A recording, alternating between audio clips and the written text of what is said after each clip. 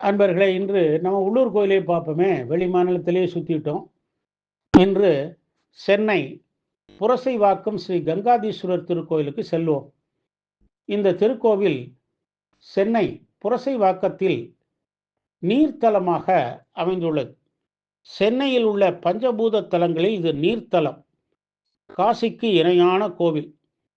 இங்குள்ள கங்கா தீர்த்தம் சகலவிதமான பாபங்களையும் போக்கக்கூடியது. ஸ்ரீ ராமபிரான் தோன்றிய ரகு வம்சத்தில் தோன்றியவன் சகரன். இவர் ஒரு முறை மிகப்பெரிய அஸ்வமேத யாகம் நடத்தினார். யாகம் நிறைவடையும் சமயத்தில் யாகத்தை தடுக்க முயன்ற இந்திரன் சகரனின் குதிரையை கவர்ந்து சென்று கபில முனிவரின் ஆசிரமத்திற்கு அருகில் கட்டிவிட்டு மறைந்தான். யாக குதிரையை தேடி கண்டுபிடித்து வருமாறு தன் மகன்களுக்கு ஆணையிட்டான். அவர்களும் குதிரையை தேடி எங்கெல்லாமோ அலைந்து இறுதியாக கபில முனிவரின் ஆசிரமத்திற்கு வந்தார்கள். அதனால் கபில முனிவரின் தவம் கலைந்தது. இதனால் கோபமடைந்த அவர் சகரன் மகன்களை தன் சாபத்தால் சாம்பலாக்கினார். அதன் பின் நீண்ட காலத்திற்கு பின் ரகுவம்சத்தில் பகீரதன் தோன்றினான். கபில முனிவரின் சாபத்தால் சாம்பலாகி போன தனது முன்னோர்களுக்கு முக்தி கிடைக்க கடுந்தவம் செய்து கங்கையை பூமிக்கு அழைத்து வந்தான். முன்னோர்கள் நற்கதி பெற்றார்கள். பல இடங்களில் சிவாலயம் எழுப்பி பகீரதன் வழிபட்டான்.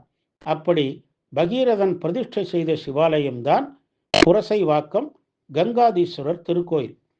தனது அழகால் கர்வம் கொண்ட பகீரதன் நாரத முனிவரை அவமதித்தான். உடனே நாரதர் தோல் நோயால் பாதிப்படைய சாபமிட்டார்.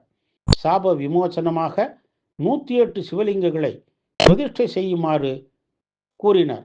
108வது சிவலிங்கமாக அவர் பிரதிஷ்டை செய்து வழிபட்ட இந்த தலத்தில் அவனது தோல் நோய் நீங்கியது.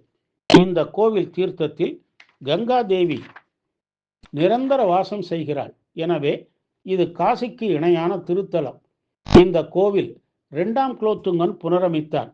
ஆலயத்தில் 27 நட்சத்திரங்களுக்குரிய விருட்சங்களும் வளர்க்கப்பட்டுள்ளன.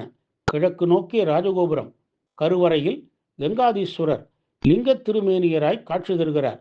மேலும் சத்யநாராயண பெருமாள், பிரம்மா, பானலிங்கம், சோமாஸ்கந்தர், தட்சிணாமூர்த்தி, ஊன்றீஸ்வரர், வைத்தீஸ்வரர், குருந்தமல்லீஸ்வரர், காசி விஸ்வநாதர், துர்கை, மகாகணபதி, ஷண்முகர், சூரியன், சந்திரன், உச்சிஷ்ட கணபதி, நவகிரகங்கள், நால்வர், பகீரதன், சேக்கிழார், பைரவர், சண்டிகேஸ்வரர் சன்னதிகளும் உள்ளன.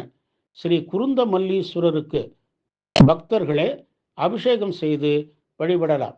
அம்பாள் ஸ்ரீ பங்கஜாம்பாள் கேட்டவரம் தரும் கற்பக விருட்சமாக தனிச்சன்னதி கொண்டுள்ளார். தமிழ் புத்தாண்டு, மகா சிவராத்திரி, திருவாதிரை, திருக்கார்த்திகை, அன்னாபிஷேகம், பிரதோஷம் போன்றவை விழா நாட்கள். தங்கள் பாபங்கள் அகலவும் முன்னோர்கள் முக்தி பெறவும் இங்கே வேண்டி வழிபடுகிறார்கள்.